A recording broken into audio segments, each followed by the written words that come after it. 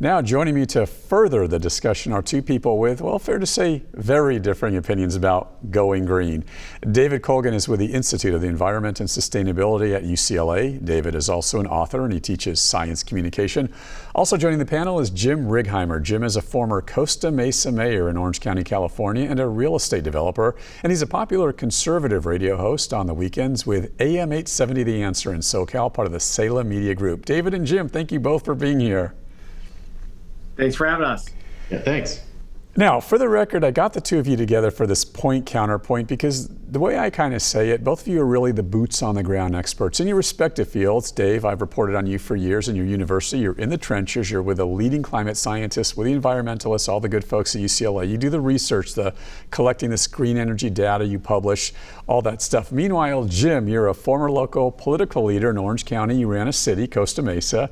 You're a real estate developer. You build projects all over. You have to deal with, obviously, the very high costs of going green versus, let's say, conventional technology, conventional construction. So with all that said, David, let's begin with you. Why, in your opinion, is going green the best way of our future then to Jim? Well, going green is a really broad term. Obviously, there are certain problems that we need to take care of, and they are global in nature, right? So for us to deal with things like climate change, like a global problem like climate change, we're going to have to adjust the way that we live, especially in countries like the United States, where we consume a lot more than other countries in the world. So going green is going to be imperative if we're going to do what it's going to take to make sure that we preserve the way of life and have the ability to thrive and be healthy well into the 22nd, 23rd, 24th centuries. Looking forward. Getting to Riggy. Riggy, you've got concerns about the going green craze. I know we talked over the phone just for a minute or so. Specifically, talk about your concerns, and then more personally, if it's affecting you, your building industry, your work industry, and then give me some examples. Well, I mean, I think everybody says they want to go green. I think everybody's concerned about the environment. The issue is, what are we doing? Are the things that we're doing making a difference, or is it just kind of greenwash, and that they don't really do anything, number one? And number two, are we trying to push these things to speed to make them happen?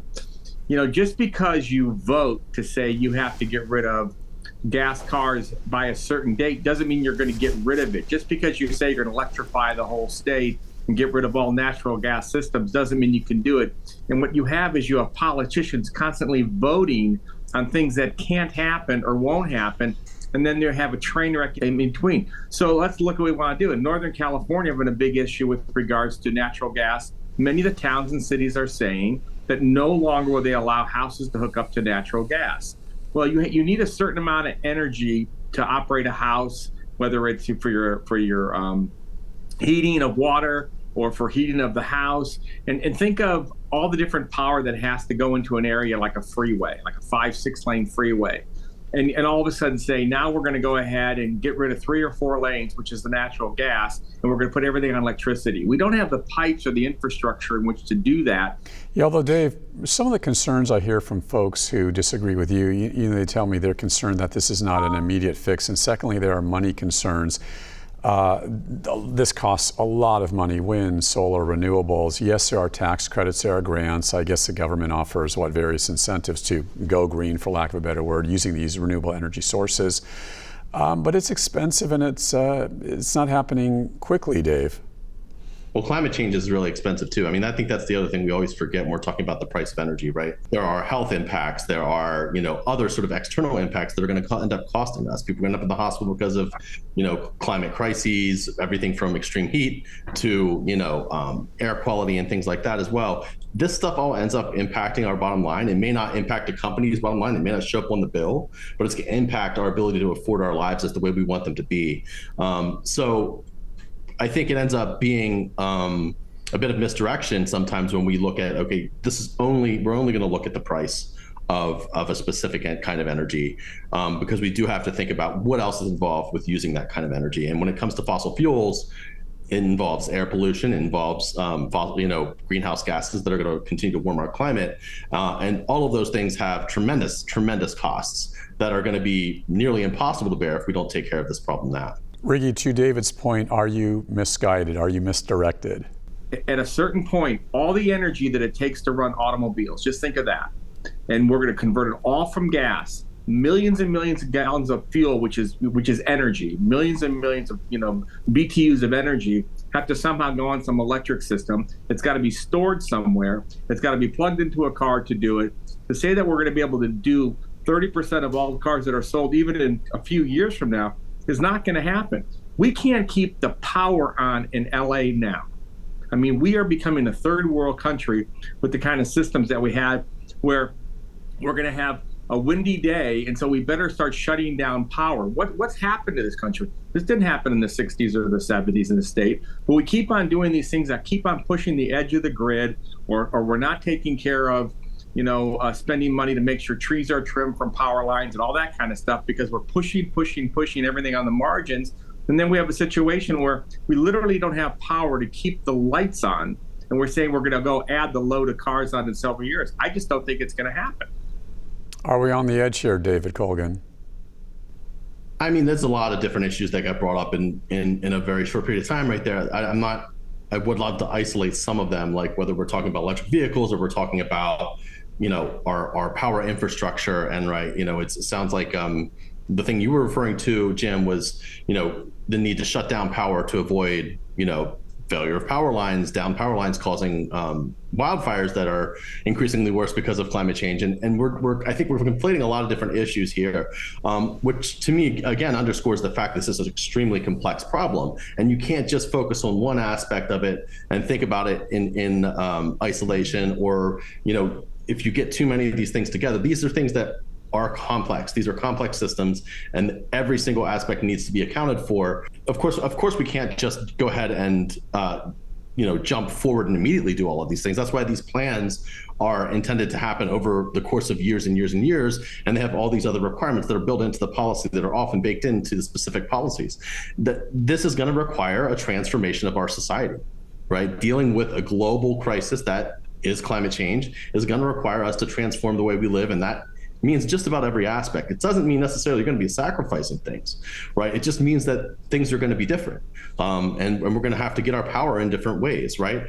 And so to look at the system as it is right now, yeah, sure. If we automatically we all went suddenly to battery storage and renewables right now with the current technology, yeah, we'd have a problem, right? We can't do it that way. It has to be intelligently transitioned, and it has to be done as fast as possible. But of course, we're not going to do it in a way that compromises the things that we need, right? The heat, the electric, and the energy that we need to survive and do the daily tasks that are required of us. There is sort of another component here, sort of theoretically speaking. You're a business person. You have a real estate development company. Can't your colleagues' business sort of win in the court of public opinion, public approval, so to speak? Everyone is seemingly trying to go green these days. We're using that terminology, go green. But isn't there something to be said for, okay, you can improve your organization's reputation, the business reputation. It could be maybe favorably used in a public relations perspective. You're building this green brand, so to speak, and then you can make money off of that in the future, you and your industry. Or am I wrong here? Let's look at new automobiles. In the next 3 years, or 3-4 years, we have to have 1/3 or whatever, very close to that number, have to be battery cars or zero emission cars in California. Is that actually doable? Is there enough power to just power up 1/3 of the cars that from a vehicle point, we're using gasoline or something else to be fueling them? And that we somehow within 3 years are going to have a system up? When you go up and down the freeways or go out to the desert, you see these power lines coming in. How many of those you have to be doubling and tripling up? I'm not saying don't do it. I'm just saying, what's it going to take to do it, number one. And number two, from a worldwide perspective, right? This is California. And as much as California is a big deal here in the United States, 10% of the population, 12% of the population, in the world, it's not noise hardly. It's a few points of the population.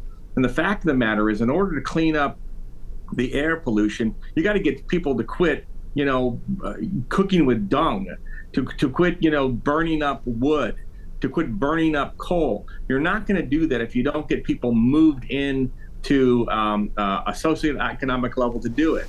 Natural gas did it in this country. And I'm no big proponent of natural gas, but from a mechanical standpoint, it worked very well compared to coal or whatever. What we're going to is saying, hey, don't do anything in between. Don't try to help out with, say, natural gas, let's say in the third world countries or other places. No, we're just going to cut it off completely. When our country grew economically and our society became richer, we need the rest of the world to become richer, so they're not burning coal or burning wood to stay warm. They're using something else, and yet we're saying, oh, just forget natural gas. So it's kind of like, why do we throw out everything? And then I haven't heard anybody talk about, and not that we're supposed to, but nuclear energy. We still can't even talk about nuclear energy. So again, I want to do it if we're going to do it. I don't want to have a financial train wreck in the state or in the country because we're doing things that doesn't make it happen because, politically it's not good to talk about nuclear energy. Oh, great. Okay. Well, luckily I'm not running for office anymore. And I don't care to. But the point is, I want to solve the problem, not just put this greenwash on it and not really get it solved. I think these are all interesting ideas, but in the end, we need so much energy produced so that people can do what they do and move up in a socioeconomic level, not only in our country, but in other countries around the world, which is, the environment's a worldwide issue. It's not just a California issue. Is it somewhat disconnected to ask these folks who are struggling to now make their priority sort of going green and green energy and save the planet and the environment, just realistically speaking, Dave? I mean, I think it's more of a matter that we have to be very mindful of those kitchen table issues that that working class people and poor people and everybody have to face in order to go green and still be able to live their lives. As we know, there are a ton of people in the United States living paycheck to paycheck, right? They don't really have the extra to invest in this. So this is something that has to be done at a policy level. It's not something that we can just have people opt in. You cannot have personal decisions solve a global problem. That's why we need policy. That's why we need public policy to help encourage and fund things like electric vehicles. That's why and electric vehicles are actually a really good example of how it's been done kind of unfairly in the past, right? Right now, electric vehicles are more expensive, at least initially, than, your sort of gas combustion engine vehicles, right? They pay off over time, assuming that you're able to have them for that period of time and you save on gas over that period of time. But initially, the cost is there, and the infrastructure is not there for people like me. I actually have a personal story. I tried to go with an electric vehicle. I can't do it because I live in an apartment and I'm unable to get my landlord to install a charger, and there's just simply not enough infrastructure in working class neighborhoods for me to have an electric car and be able to drive it. So that stuff has to be in place first. It has to be something that will be able to make sense for people's lives, for people to go green in a variety of different circumstances. It absolutely has to be something that makes economic sense for people. There's a lot of ways to do that. But at the end of the day, it's something that we have to do as a global society, as a country, as a state, whatever level you want to think of it on. We can't just sort of just throw our hands up in the air and say, this is too big of a problem, we're not going to do it. And we also can't, we can't ignore the fact that people still are going to be able to have to live their lives, right? Like it's not going to work unless if it is something that can be, that can fit in very nicely and not ruin everybody's lives in the process. Like it's something that has to be affordable for the working class. The truth of the matter is really these days, Jim, there is some consumer demand, depending obviously on what part of the U.S. you live in. Many consumers, I hear them talking in my news reports, they're asking for green products, they're asking for green services, they're asking for these green renewables. I'm sure you deal with this when you're building real estate development, right? They want green building construction. So, there is that voice out there as well. When you're doing something new, it's not that hard. I mean, all the development that I do, all the homes are all set up to go solar. They're all, pre-piped and ready to go, so you're not tearing up roofs and things like that. Depending on what state you're in, I think California now it's required, but other states it's not necessarily required. So now you have to buy all these solar panels. They're coming out of China. There's all sorts of issues that we have with that. It's not in the end. It's in between. the cost that these things are going to cost us, I think, are going to be rather large. I think he made a great point with how hard it is if you live in an apartment building to get charged up. You can go to a gas station, it takes you 5 minutes to get gas. It takes you hours to get charged, and you can't have spaces. If you're out on the street, how are you going to get your car charged up? I think people that are looking at this are saying, well, you know what? You're really just not going to have a car. You're going to use public transportation because that's what they think they want you to do. So electric cars work good in suburban America, where you go home at night, plug your car in, and it's charged up for the next day.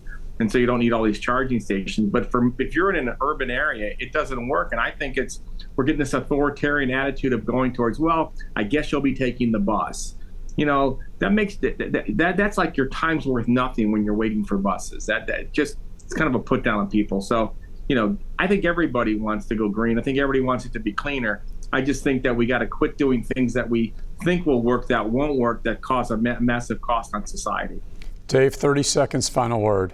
I think a lot of what we're saying makes sense. I think a lot of what Jim is saying makes sense, right? Like this is the stuff that has to be done with, you know, with solutions in hand, things that have to be done with, you know, with economics in hand, with the economics of working class families and all people. I don't think it'll be a case where it ends up being a lot of authoritarian sort of judgments and rules. And I do think, though, at the end of the day, it's going to make our lives better. It's going to make our air cleaner, and it's going to reduce some of the worst impacts that we are already experiencing if we go green, right? And that just in a general sense. And I think public transportation is actually kind of a great thing. I don't think we have a fully connected system here in Los Angeles, California, and I wish we did. But someday I hope to not have to drive a car. It's a hassle and it's an expense. If you talk about working class budgets, it's one I'd love to get rid of. Thank you so much, David Colgan and Jim Righeimer, for a great interview. We're going to have you back on to talk more.